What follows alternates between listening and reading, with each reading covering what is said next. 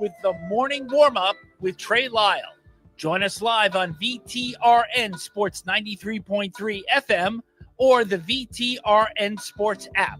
Open VTRN Sports on your smart speaker or stream live on YouTube. Time to get ready for your day with the morning warm-up with Trey Lyle and Ty Tracy. 7:03 on this Thursday, March 27th. Most importantly, it is again one of the best sports days of the year, and we have the Sweet 16 to go with it, but it is opening day in baseball. Happy opening day, everyone. I love opening day. You feel hopeful. You have baseball throughout the day.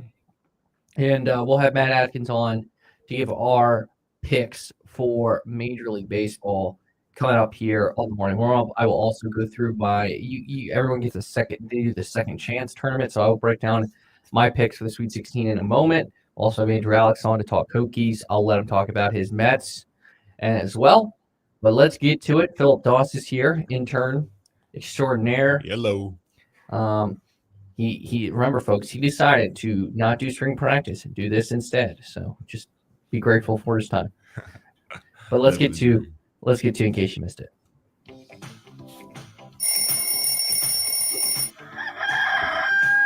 Keeping up with sports 24/7 takes some serious effort, especially when you're sleeping. Don't worry, the morning warm-up stays alert around the clock. Now here is everything you missed last night. Starting in the sports media space / broadcasting space, and this is quite intriguing. Future Hall of Famer J.J. Watt is set to become an NFL game analyst, teaming with Ian Eagle as the CBS's number 2 team next season. Now, what is happening to Charles Davis? Well, the reason why Charles Davis is no longer the number 2 at CBS is because he is heading back to where when Fox first did the big noon games, or I guess they didn't officially do the big noon games, but when they first really did college football with Gus Johnson, it was not Joel Klatt with him. It was Charles Davis. And so Charles Davis is staying at CBS. He will be replacing the retiring Gary Danielson following the 2025 season. Obviously, to me, Bird and Gary Danielson, an iconic pairing on SEC football. Gary Danielson, of course, stayed after Bird retired doing SEC football. And now Charles Davis will fill that role. I think this is a really good move all around. J.J. Watt was great on the Christmas games, ironically paired with Ian Eagle. And I think J.J. Watt is going to do a really good job. And Charles Davis is one of the best analysts. He does a great job with the draft, so he knows the college game. So I think he'll fit in well there. We'll see what he does with this season at CBS, though, because he's still really good. He's just a good football analysis. Other coaching news, Russ Hodge, the head coach of North Texas, is set to become the new head coach at West Virginia. Sources tell Matt Norlander of CBS Sports. The deal will be officially announced soon. They can't announce it because Hodge's current team is still playing in the NIT. They're in the NIT semifinals, actually. And the obvious connection here is Rim Baker used to be the athletic director at North Texas before he became the athletic director at West Virginia. And before I get to NBA news, in racing in Formula One, this was already reported yesterday, but confirmed early this morning that Red Bull is replacing rookie Liam Lawson after just 2 races. Yes, 2 races. Wow. With Yuki Tsunoda. They're just swapping seats. Yuki was on the Visa Cash App, or the Racing Bulls team, which is the sister team of Red Bull. Red Bull, this is notorious for early swaps with the second team. It's because they design, I think this is more of an indication of Red Bull designing a car for one person and not designing a car that best suits the team as a whole. And, but maybe you just promote Yuki Tsunoda, the guy who earned it originally. And I like Liam Lawson. I think he's a good dude. He's done a great job.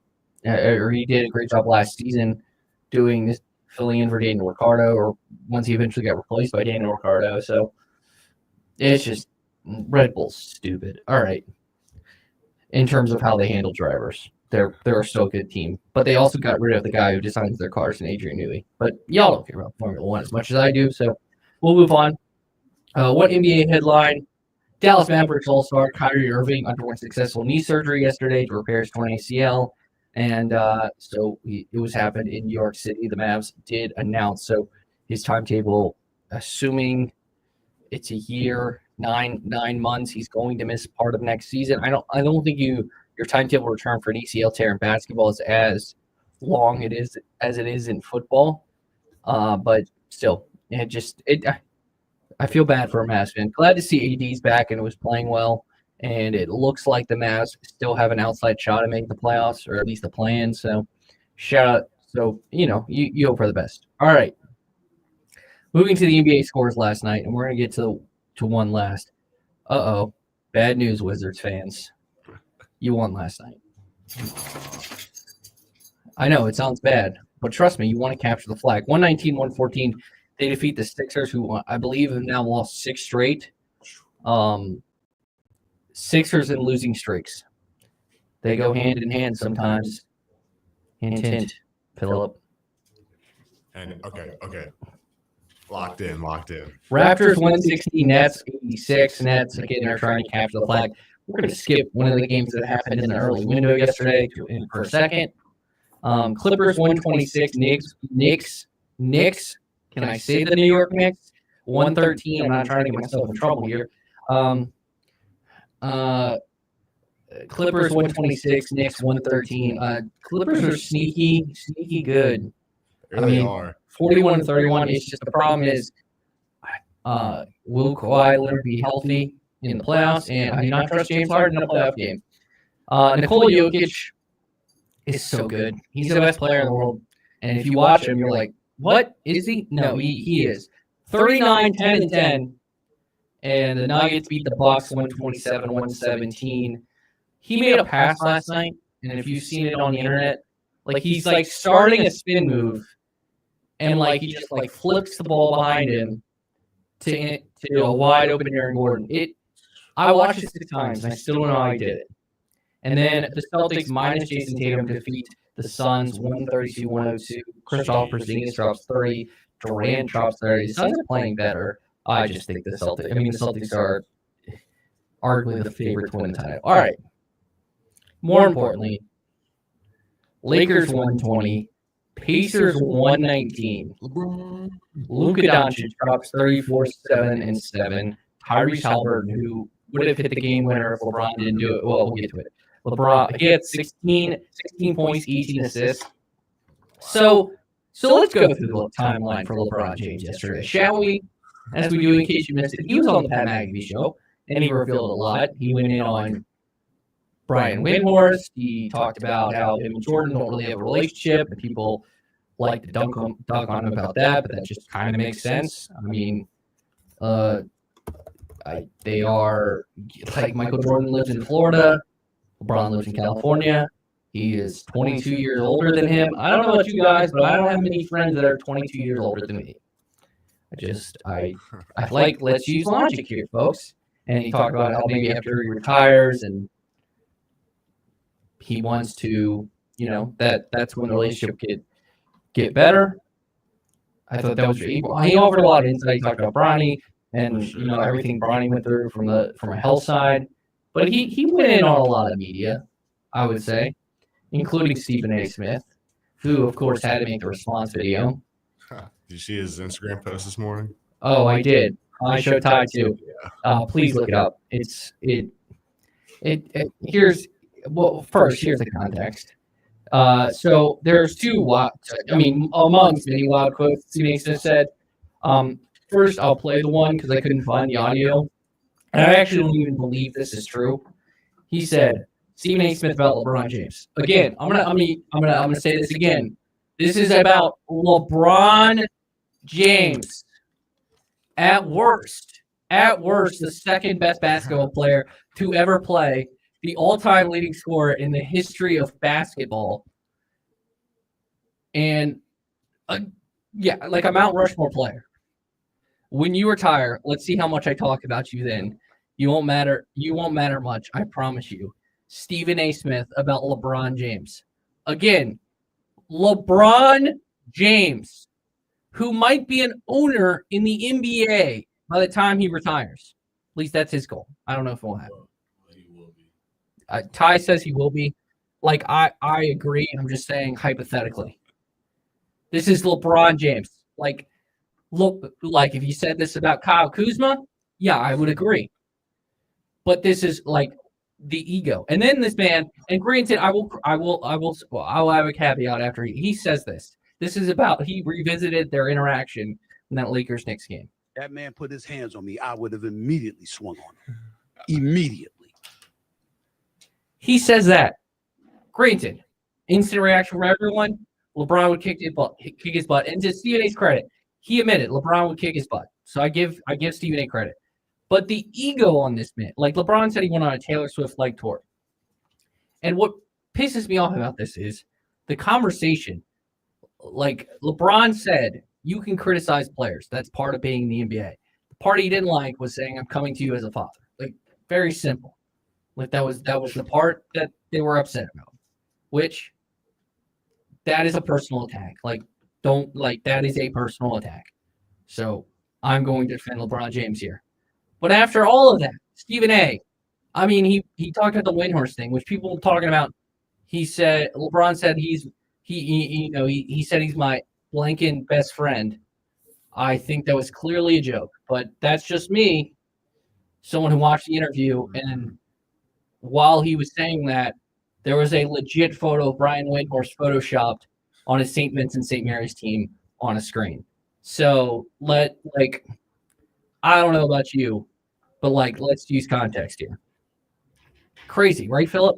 100%. I just waking up and saying everything that happened, you would never think, wow, it got to this point. And the fact we're just watching two grown men, Stephen A, who's no, one person's acting like a grown man. Yeah. The other is not. Yeah, that's like a senile old man. One is acting. I think the new check from ESPN is I used to like Stephen A. Smith. Yeah. And maybe it's because I honestly made the joke that him and Skip switched bodies, but Skip was dunking on LeBron yesterday too. Like I felt bad, like the Skip joke that LeBron didn't even acknowledge Skip Bayless in this interview, which also for LeBron, like this is good. This was good for basketball that LeBron basically was unfiltered for an hour 15. When's the last time that happened? Like he went on the New Heights pod, but he didn't really talk about this kind of stuff. So he's returning with Mind the Game with Steve Nash instead of JJ Redick. He already acknowledged the joke that he said if Steve Nash gets a head coaching job, it's not LeBron's fault. Not because of LeBron.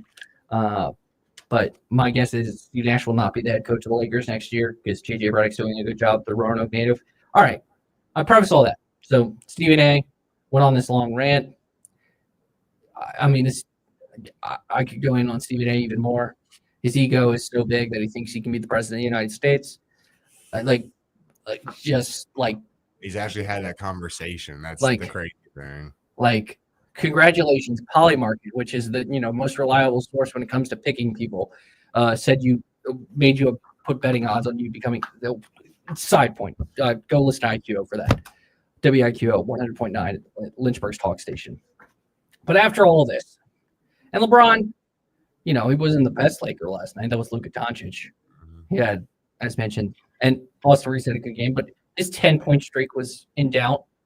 It was, but then he goes on a 7-0 run to start the fourth quarter, and he says he gets it. So he only scored 13 points, but he also had 13 boards and 7 assists. So it's not like he played bad.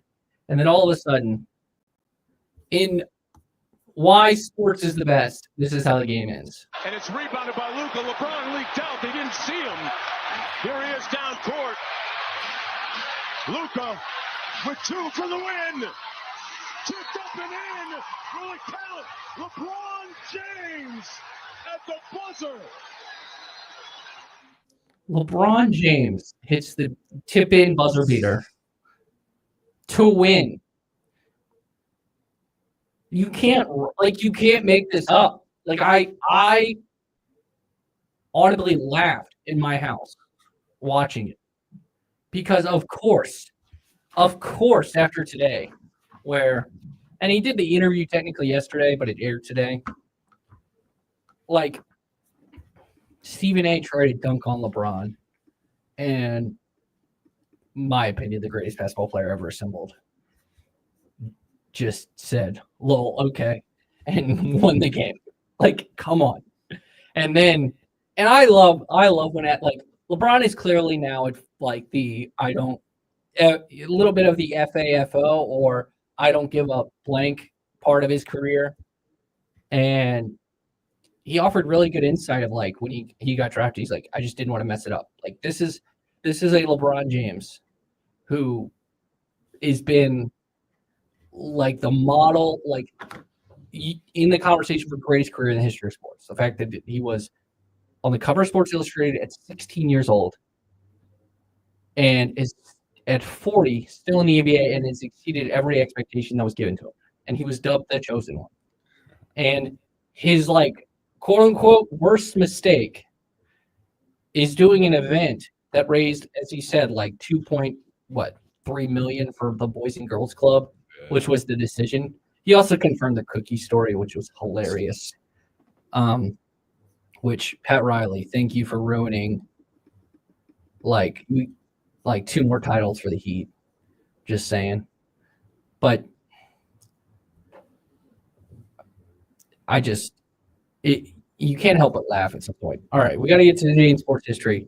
Then we're going to do an MLB preview with Matt. So, but shout out to LeBron. Biggest winner yesterday, Pat McAfee. Clearly. Second, LeBron. I think this is another 10. I really think this is Steve. If we went to the cards, it would be like a LeBron's winning pretty comfortably against Stephen A. Just pointing that out. Also, go check out LeBron's post on Instagram. It's hilarious. Iguodala to Curry, back to Iguodala, up for the layup. Oh, blocked by James. Many doubted we'd ever see it.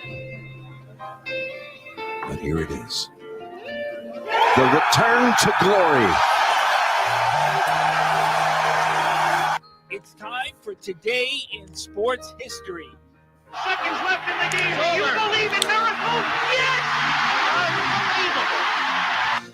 Mago length of the court with Archie Diacono. 3 seconds at midcourt. Jenkins gives it to Jenkins for the championship. Let's hear what Ty really knows about what happened on this day in sports history. All right, starting in 1939, going way back. This school defeated Ohio State 46-33, what a score, in the NCAA's first national basketball tournament championship game. It's not UCLA, so. Was it can you tell me the conference? So I will say it was an original it was a Pac-12 school. That's obviously not in the Pac-12 anymore. So it gives you like 8. It was a football school. I remember. Oh, okay. That's a good hint. It's a football school. You wouldn't think this as like a basketball school. We have talked and we have talked about them a lot recently. They are very. There we go. I was about to say they are very familiar to you. Yeah. I was like, Liberty? Oregon defeated Ohio State. All right. In 2011, Jamie Skeen scored 26 points as this school delivered the biggest upset of that year's NCAA tournament, a 71-61 win over number 1 seed Kansas to advance to the Final Four. What year was it? 2011. Oh, man. It's a Virginia school. That is your hint. Hold on. Another school we have talked about a lot recently. The tie gave you a nice hit. 2 hours away. Whoa. 2 hours east. I'm having a. Well, what's the biggest city 2 hours east from us? AKA the capital. Oh. So that would be Richmond. So there's a school in Richmond that's not Richmond. VCU? Yes. Okay. We shouldn't give these to them. And now I'm not giving you a hint this one. I already gave you the hint. This team tied the NBA record for their 26th straight loss, falling 120-98 to the Houston Rockets. This matched the worst skid in NBA history. Sixers. This was trust the process. Yes. I really should get this to him. We had to like hold his hand and get him Oh, to. man, I need some coffee this morning. Sheesh. We had to hold his. What was the easiest one? 2011 was the easiest, I think, because like I remember the VCU run in the Final Four. All right, we gotta go to break. When we come back, Matt Atkins, we're gonna make some preseason picks for Major League Baseball, and we're gonna have some fun. Today is opening day, so we're gonna celebrate that next year on the morning warm up. Mark Dalton here with the Terry Auto Group. If you don't love your car, then you're simply just driving the wrong one. At Terry Volkswagen, Terry Subaru, Terry Auto Outlet, and the Terry Clearance Center, we've got the perfect new or used car for you. We make your car buying experience easy. Need help with imperfect credit? No problem. Our team works hard to get you approved and back on the road. Because when you shop at Terry, you drive away happy. Visit us at any of our 4 locations or online at terryautogroup.com. Terry Auto Group. You'll love our cars. It's natural to wonder why you should consult a legal advocate after a serious auto accident. The reason is personal injury cases are complex. Hi, I'm Randy Trost with Trost Law. Filing a claim isn't just about filling out a form and waiting for a check in the mail. Most accident resolutions require intricate knowledge of Virginia's personal injury laws and experience working with insurance companies. That's where Trost Law will help. Call us at 777-HURT and visit trostlaw.com so we can do the work to obtain the best result for you. The Black Rose, Mount Joy, Government Mule, JJ Gray and MoPro. Need us to continue? Paul Coffin, the California Honey Drop, Mark and Poe. And that's just a handful of acts performing at Floyd Fest 25 Aurora, July 23rd through 27th at Festival Park in Floyd. Ticket prices increase soon on April 1st. So get your tickets now at floydfest.com. Winner of the Best Music Festival, even more acts to be announced soon for Floyd Fest 25 Aurora. So get your tickets now at floydfest.com or prices increase on April 1st. Your home is more than just walls and windows. It's where life happens. And at Right Choice Construction, we get that. We're not just builders. We're fathers, mothers, neighbors, just like you. And every nail and every beam reflects our commitment to creating a place you're proud to live in. With Right Choice Construction, you're choosing a team that's been perfecting the art of building for years. So build with us. Build with experience. Build with quality. Build with Right Choice. Guests are great, except unwanted guests. At Specialty Exterminating, we know the difference. Hi, I'm Sabrina Kennan with Specialty Exterminating. We help you keep unwanted pests out of your home. Now we can keep those reptiles away. Our new reptile repellent is the perfect add-on for your pest prevention service. It's pet and people safe, so it's perfect for any homeowner, especially pool owners and homes in wooded and rural areas. Call us so we can repel the reptiles. Specialty Exterminating, your pest prevention partner since 1979. When you're voted one of the best plumbers according to Lynchburg Living magazine, you want to hire the best. Sullivan Plumbing wants the best plumbers to join our award-winning team. Do you have a clean driving record? Do you have at least 4 years plumbing experience? Then you're a 5-star recruit, and Sullivan Plumbing would love to meet with you. Take the first step. Call Sullivan Plumbing in downtown Lynchburg or email sullivanplumbing@gmail.com.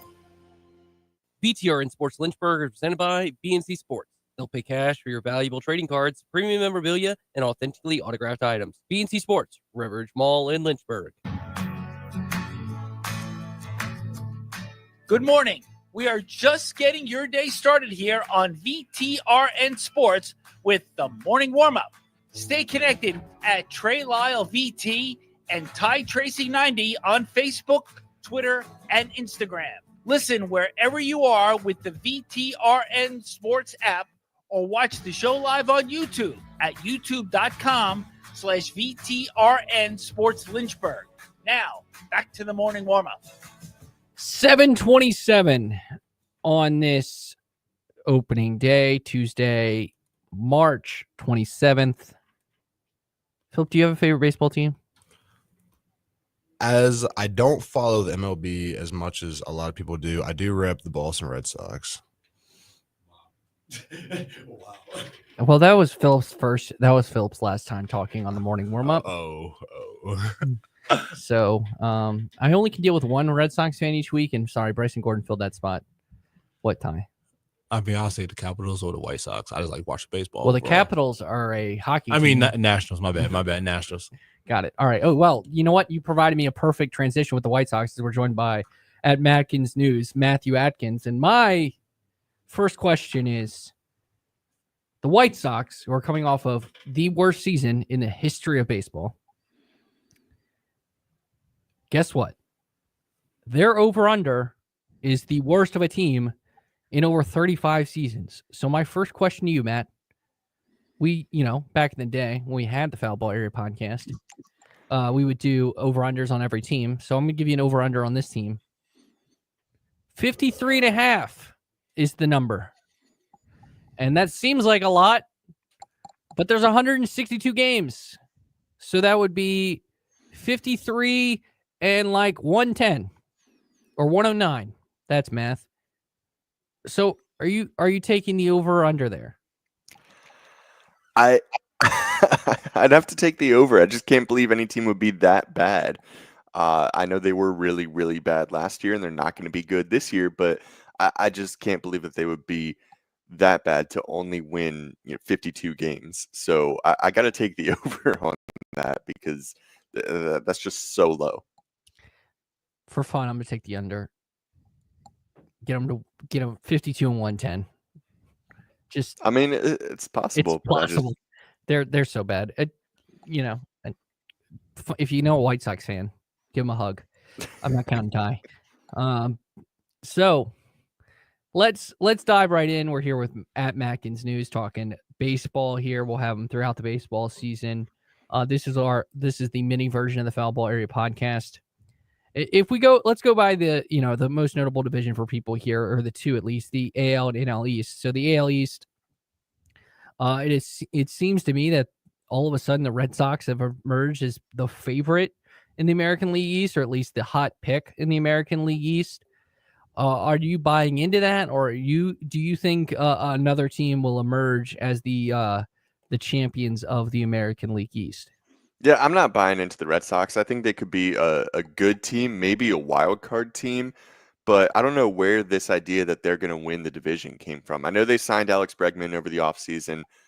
They've got a pretty solid team.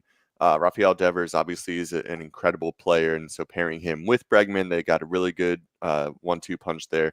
But I just don't see them as the division winners in a division where you also have the Baltimore Orioles, your New York Yankees, and teams like the Rays and the Blue Jays who can also compete for a division title. I just don't see the Red Sox standing out among the rest. So maybe a wild card team. I think they'll have a pretty good season, but I don't see them winning the AL East. And I don't know where this idea came from all of a sudden. I was reading some MLB.com predictions last night, and they said that they think the Red Sox are going to win. They said the Red Sox are not only going to win the division, but win the American League. So I don't know where that idea came from, but it seems like it's out of left field to me. I'm not buying in on them as division winners, maybe a wild card team. I think Bryson Gordon from newsadvance.com, who's a Red Sox fan, may or may not have bribed some people at MLB.com. That's what I'm starting to think. So maybe next, we need to get to the bottom of this. Bryson, if you're listening, which I hope you are, either online on YouTube at youtube.com/@VTRN Sports Lynchburg, or on the VTRN Sports app, or on your radio, 93.3 FM, 1320 AM. I hope you confess to your sins, my friend. All right. I agree with you. I don't see it from this Red Sox team. You're telling me this team is going to they would have to make a giant leap from last season. And, Alex Bregman is great and all, but I don't see it. I think the Yankees with their injuries, yes, they have gotten worse, but the Baltimore Orioles were a really good core. They won 100 games 2 years ago. They were a wild card team last year. I think if they had an ounce of playoff success these last two seasons, they would, and obviously they don't have Corbin Burns this year, but they would have, I think, I don't want to say bigger expectations because they should win the division, but they would be the heavy favorite coming in, considering what the Yankees have lost and the injuries they're dealing with. Do you suspect that might be a why that people are so down on Baltimore right now? Yeah, I mean, I think the lack of postseason success has definitely hurt them. But I think that they're still going to be a very good team. The postseason and the regular season are such different beasts, and you can win over 100 games in the regular season, then you can just fall flat when you get into the playoffs. I think that the Orioles are a really good regular season team. I think they're going to continue to be a really good regular season team this year. The loss of Corbin Burns is going to hurt them a little bit. It's going to hurt their rotation, but they're still a very solid team. I think Jackson Holliday is going to have a little bit of a redemption year this year. Obviously, he was, number one prospect, one of the most highly touted prospects of all time. Came up last year and just really didn't have any success at the major league level. I think we're going to see a different player this year. I think he's going to be really good for the Orioles. I think they're going to win a lot of games, make the playoffs, and I think they're going to have some postseason success this year because it's got to happen eventually with a team this talented. They're a really young team. They have a lot of young, inexperienced players, but now they've been to the postseason twice. They know what to expect. I think if they get back there this year, we're going to see them come out a little bit differently and win a game, if not a series. Looking at the NL East now that features obviously the other local team, the Washington Nationals, they're obviously their over under is 70.5. Our good friend Billy Parvatan took their over and is all in on them. But for Washington, what should be realistic expectations? Is it just try to improve and see what these young players will do? Yeah, I think so, but I do think that they could surprise us a little bit. They had some good stretches last year. They had some times where they looked like they could be a postseason team, and I think that maybe this year they could surprise us and squeak into the postseason. But obviously, I don't want to have that expectation for them. 70.5 wins. You said the over under at, so I would probably take the over on that. I think that they could be a decent team this year. They've got a lot of really good young players as well. They put together a pretty good team since they won that last World Series, and then they haven't really had much success since then. So I think that we could see a little bit more success from them this year. I think they could surprise a lot of people, but they're in a really tough division in the NL East where they got the Phillies, the Mets, and the Braves to compete against. So it's going to be difficult for them to really stand out above the crowd and make the playoffs. But I think that we're going to see more than 70.5 wins from them. Is there a storyline that you're looking at in Major League Baseball going on right now? Other than, hey, folks, Shohei Ohtani will pitch this season, which will be the most entertaining thing in baseball. The Dodgers have a super team and are the clear favorites to win it all this year. But for the, I think there's a lot of quote unquote casual baseball fans listening to the show right now. I would characterize you as a hardcore baseball fan.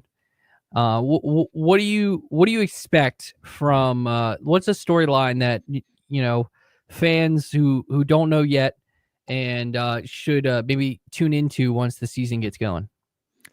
Well, for me personally, as an Atlanta Braves fan, I'm looking forward to 2023 National League MVP Ronald Acuna Jr. making his return from ACL surgery. He should be back in the lineup in May. Hoping for a very good season from him. But of course, we got to wait until May to see that happen. Other storylines around the league. I mean, we got Juan Soto switching boroughs up in New York, going from the Bronx to Queens, playing for the Mets this year. So that's a pretty big storyline. See if he can help the Mets improve.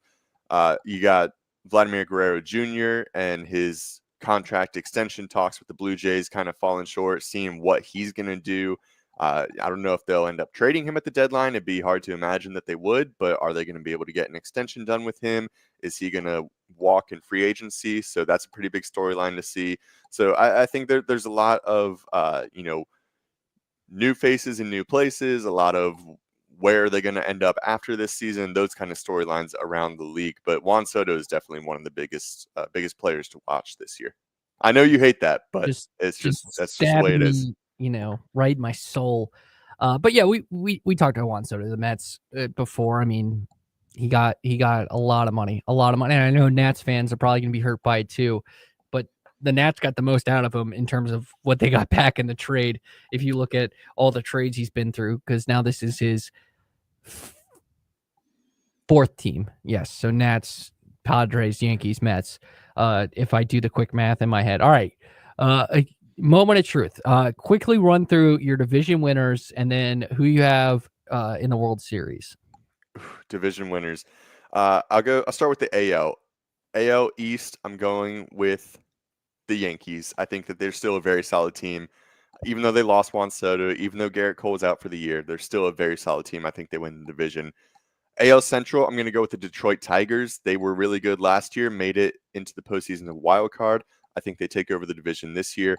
And AL West, I'm going with the Seattle Mariners, a team that I am always very high on. I think that The they're going to team be you good can this never year. quit. Let's be real here, folks. If you know, he can never quit the Seattle Mariners. For the National League in the East, I got to go. I'm not going with a homer pick here. I got to go with the Phillies. The Braves just can't overcome them right now. The Phillies are going to win the NL East this year. NL Central, this one's between the Brewers and the Cubs. I want to see the Cubs win it this year, but also you got to throw the Reds in there too. They're a very solid team. I could see them making some noise, but I got to go with the Cubs in the NL Central. And then NL West, no question, it's the Dodgers. Yeah, so for me, before we get to your World Series pick, I'm going the same philosophy I have last year. If you know, I did not pick the Yankees to win the AL East because I want positive. I'm not jinxing it, so I'm going with and I also not having Garrett Cole all year will hurt them in a couple of games. So give me the Baltimore Orioles. I agree with you on the Central. I'm going with the Detroit Tigers. I feel like the team no one is talking about is the Texas Rangers. They 2 years ago won the World Series, and obviously injuries plagued them this year. They're going to have Jack Leiter. They're going to have Kumar Rocker. They're going to have Jacob deGrom. Like they're going to have a really good rotation. I think Wyatt Langford, who they added to their lineup last year, one of the rookies, is going to be really good for them. They have depth in their lineup. I think the Rangers are a sneaky team to watch this year, and I will bring them back up later. So I'm going to go with the Texas Rangers. Can't count out Houston. I guess you can't count out Seattle. As for the National League, definitely not picking the Mets. I'm going to pick the Braves just because I have to go. I want to be different than you. And then for the Central, I'll agree with you with the Cubs. In the West, obviously, I'm agreeing with you about the Los Angeles Dodgers. This could be, honestly, this Dodgers team, with how deep they are in their lineup, with how deep they are on the bench, with how deep they are in pitching, this could be one of the greatest teams we've ever seen. So, I think the Dodgers are trying to, go back to back this year. So, ultimately, what is your World Series prediction? It's got to be the Dodgers out of the National League. They're just too good to pick against. And then the American League, like I said, I'm always really high on this team. I think that they have a really solid young core. I think that they've got to see some success here eventually. It's the Seattle Mariners from the American League. So Dodgers, Mariners in the World Series, and we're going to see our first repeat World Series champion in a quarter century. The Dodgers take home the title. I agree with you. I am picking the Los Angeles Dodgers, and I am having them defeat the Texas Rangers. I think something about this Rangers team, like the fact they were in the World Series 2 years ago, and they basically have a majority of their core on this team still with them, plus a lot of great young players. I'm going with the Texas Rangers to represent the American League. All right. Final prediction. Who you got award? Any fun award winners? The layup is Ohtani for an AL MVP. We can skip that one. AL MVP. A lot of people are picking Aaron Judge again. I don't think it will happen, but any fun award winners that you got? Let's throw Corbin Burns as the National League Cy Young. He's in a new spot. He's in Arizona. He's a really good pitcher. He's won a Cy Young before. I think that he can take home another Cy Young this year for the Diamondbacks. Put together a pretty good season for them, and maybe they'll end up making the postseason as a wild card team. But you know what? National League MVP, I'm going to throw this out there. Ellie De La Cruz from the Cincinnati Reds. I thought you were about to say Ronald Acuna Jr. I really did. Just to wave your Braves. He's going to miss over a month. He's not going to be able to make it this year, but he'll have a very good season when he returns. I will say this. I'm going to go NL Cy Young. And he might be the favorite, but I don't care. He arguably could have won it last year as the Rookie of the Year. I'm going Paul Skeens. I think if you want a fun pitcher, watch Paul Skeens. It's like he just he's a fun pitcher to watch. He just throws. He throws a lot of fastballs. He strikes dudes out. I think Paul Skeens could get it done. I think the Buccos could be a sneaky good team this season if they can stay healthy. Their lack of depth hurts them, but they do have a really good front end of their rotation headlined by Paul Skeens.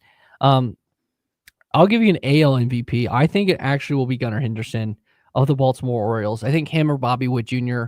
would be my two picks. So, but I'll go with Gunnar Henderson, the star for the Baltimore Orioles, to get the AL MVP this season. All right, Matt, we'll have you on at Matt Atkins News. We'll have you on throughout the baseball season. This was a mini episode of the Foul Ball Area podcast, and we appreciate your time. Happy opening day, bud. I know this is probably a special opening day for you because the birth of your son, and you were making sure he is becoming a baseball superstar in front of all of our eyes.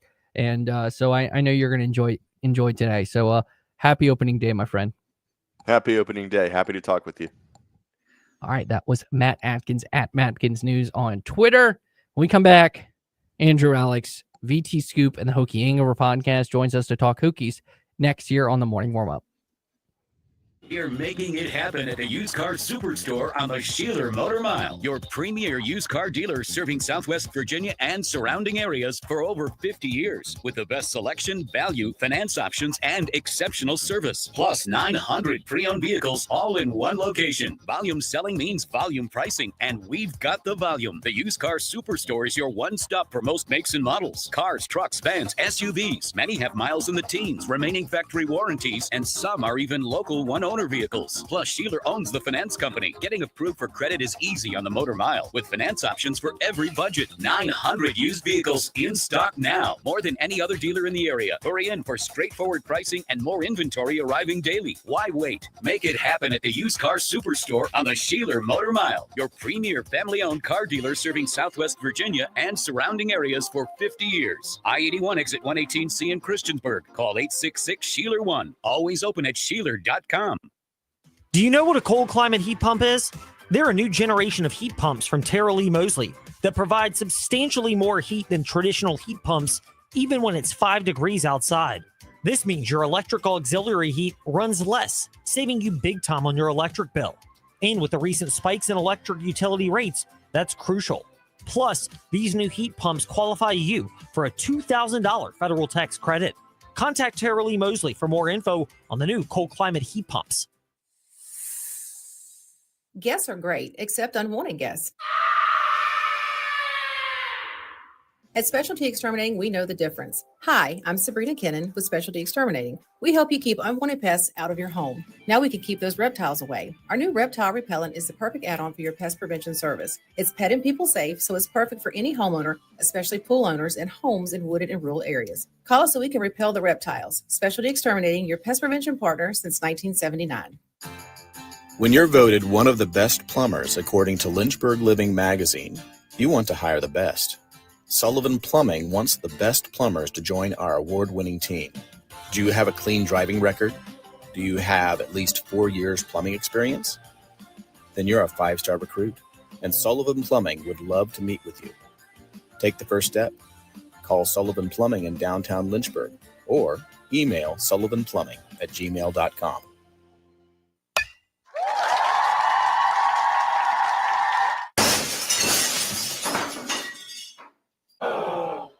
When the thrill of playing ball turns into the agony of a broken windshield or car window, contact Apple Auto Glass.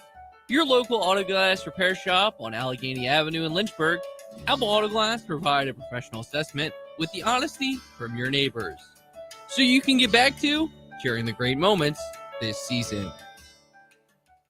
Welcome to the Villas at Oakwood, offered by Oakwood Villas Retirement Homes LLC, the best kept secret in Bedford. Our stunning community offers spacious, one-level modern villas with top-of-the-line amenities. Enjoy a walk through our landscape community, connect with neighbors in our clubhouse, and take in the views of the peaks. Visit thevillas@oakwood.com or contact Robin Lee Sage at 434-238-4477, brokered by Legacy Realty and Development. Good morning. We are just getting your day started here on VTRN Sports with the morning warm-up. Stay connected with the show at Trey Lyle VT and Ty Tracy 90 on Facebook, Twitter, and Instagram.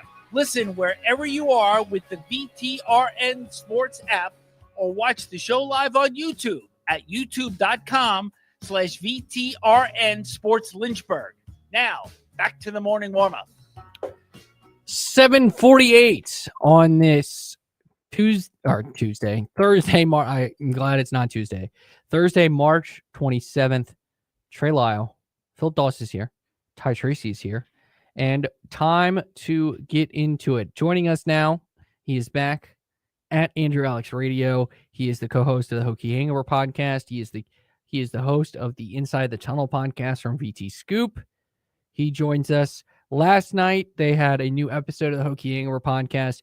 Himself, Ricky, and Mike McDaniel all talked about the spring football outlook and now that the basketball season wraps up. So, Andrew, thanks so much for joining me this morning.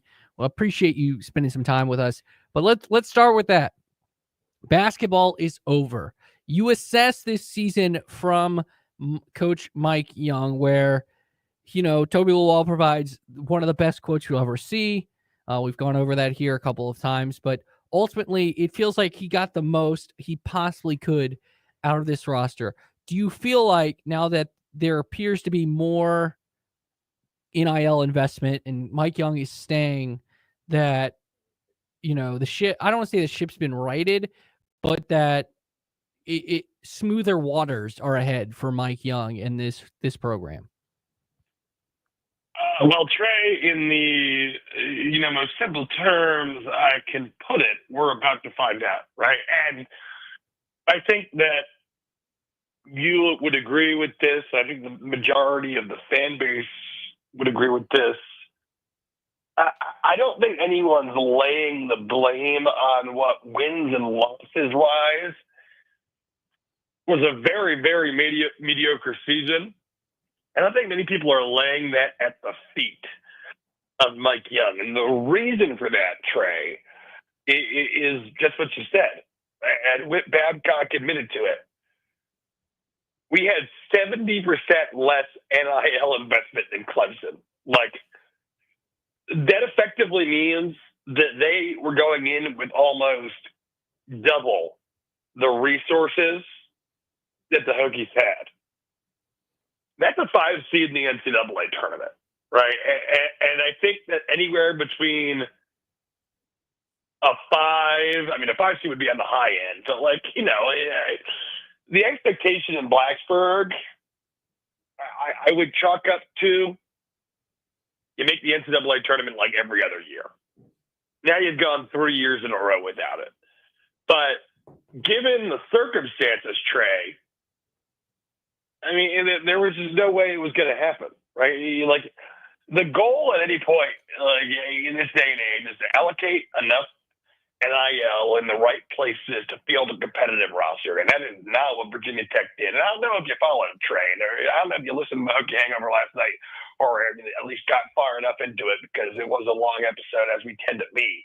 But one thing we brought up was Whit Babcock's comments about NIL allocation and a quote false misperception that they had chosen to allocate to football over basketball. This allocation that they had, in a sense, done this intentionally, to which he scoffed a little bit, and he almost patronized the fans, saying, well, that's just what you'll think if all you pay attention to is social media.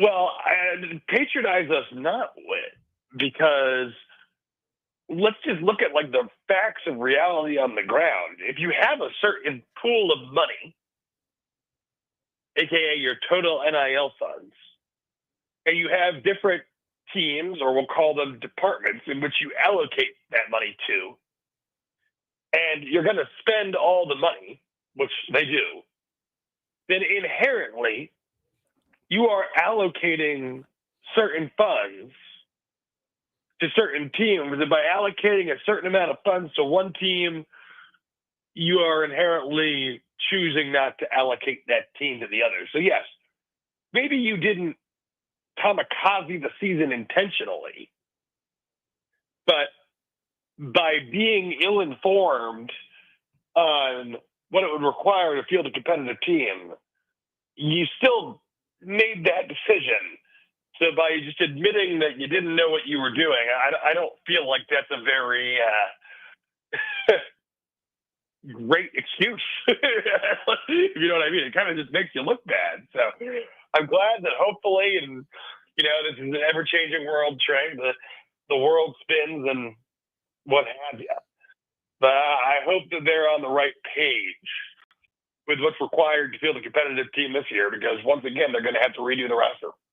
Yeah, with the exception of Toby Lawal, who's a great piece. Yeah, hopefully, as of now, he's on the roster. Right, he hasn't left yet. Yeah, I was gonna say, it feels like to me there are like 3 guys at the must keep position, and the rest can be interchangeable. Obviously, Rex Steiner is already in the portal. A couple of other names are in the portal. I said earlier this week on the show that I am not trying to overreact to the changing names in the portal. Every roster is going to have these flashy names enter the portal, and you're just going to have changeover on the roster. It's about keeping the players you would want. And it seems to me, obviously, Toby Lawal, top of that list. But I think Tyler Johnson and Ben Hammond, the way they played late in the season, are very two that I would put as, Lawal's 1A. Those could be 1B, 1C.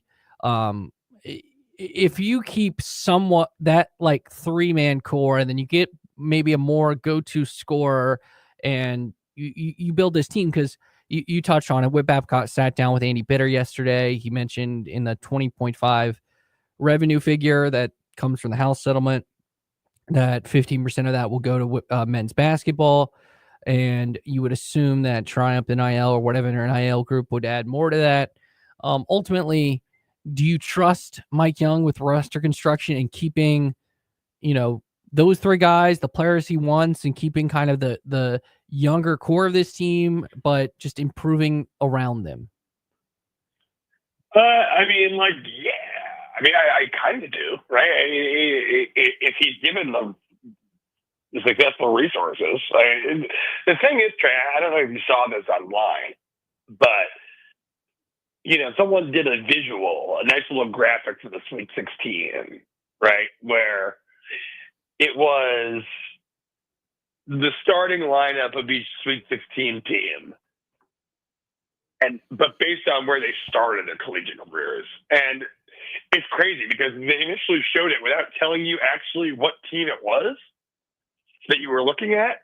And with the exception of Duke, who's obviously a very young team with unlimited funds and prestige, like you kind of, it's hard to tell what you were looking at. Compare that to the 2019 Sweet 16, a year that, first of all, is really the end of the NIL era, number one. And number two, near and dear to Virginia Tech fans' hearts, because that was the year that Virginia Tech made the Sweet 16. Of 16 teams, 14 of them had 1 or less transfers in the top 8. But Virginia Tech did it with transfers early on in the Mike Young era when they made the NCAA tournament 2 of his first 3 years. Right? Because it was names like Kene Aluma, Justin Mutz, Storm Murphy, and what have you, that were able to be what we thought at the time were stopgaps while he, developed a roster of his own. So I think if you keep guys like Lawal and add the right veteran pieces around him, that should be a really good spot for Virginia Tech. Now, that being said, every 4-star recruit that Mike Young has ever signed is no longer on the roster. I don't know if that's an actual true statement, but it's darn near close to it. I mean, I've been watching the NCAA tournament to see names like Padula, Joe Bambasile, Rodney Rice, all playing for other programs. So, bit of a bummer on that front, not going to lie. But in this day and age in college basketball, I mean, it's one of the realities on the ground is that names are going to come and go. So you just hope that if you're Mike Young at Virginia Tech, that you can keep the right names year over year and then add veteran. I think the name of the game is going to be veteran mid-major pieces, guys who can step in and make an impact right away. And, Because, I mean, like, look at Louisville, right? I mean, they were abysmal. And they made it to the NCAA tournament in 1 year. It can be done with the right resources. At Andrew Alix Radio, the host of Inside the Tunnel and VT Scoop, I didn't promise this to him, but I promised to myself I would ask him this, and I will make it the final question as we can talk more about Andy's conversation with Whit next week, especially his line about seeing noticeable improvement in football. But final question, I will allow you to have the floor because today is opening day. Happy opening day. Your excitement level about your beloved New York Mets. It's very high, Trey. It's very high. I mean, you know, and I think this was before the dawn of the morning warm-up, but you were still filling in for Ed every Friday. I flew out last year to Los Angeles for the NLCS. You know, I was all in on the OMG Mets. And now they've added Juan Soto, among other names. The core of that roster stays intact. Probably could do a little bit more on the pitching front. I don't know. We'll see how the transition of Clay Holmes from the bullpen to a starter is going to be. They're definitely paying him a pretty penny. But last year, the Mets were, especially the way they started the year, I mean, it was a rebuilding year, it seemed, after the signings of Verlander and Scherzer ended up being not so smart ones and very expensive ones. And the Mets kind of scrapped their way to, after a horrible start, really, like after, like, I think it was May 15th or something like that, they were the best team in baseball until the Dodgers knocked them out, record-wise. But they're not surprising anyone anymore. They just signed Juan Soto to the biggest contract in the history of baseball. So now it's about execution. Pressure's on, but I'm excited for it. And I'm excited to have something to watch day in and day out. Well, I appreciate you spending some time with me this morning, my friend. We'll talk more in the coming weeks, and maybe we'll see how the Mets do. Okay, we'll just see. All right, Andrew Alix. I'm excited to talk about it, Trey. At Andrew Alix Radio. Thanks so much, man. Yeah, always a pleasure, Trey. And that will do it for the morning warm-up on VTRN Sports, 93.3 FM, W227 BG Timberlake, 1320 WVGM Lynchburg, and WMNA Gretna Southside. Now on to VSiN by the book. We have to get to not just the Sweet 16, not just opening day, not just golf. It is time to figure out if this is news or just a whole lot of noise. Is it news? Corleone is a man who insists on hearing bad news immediately.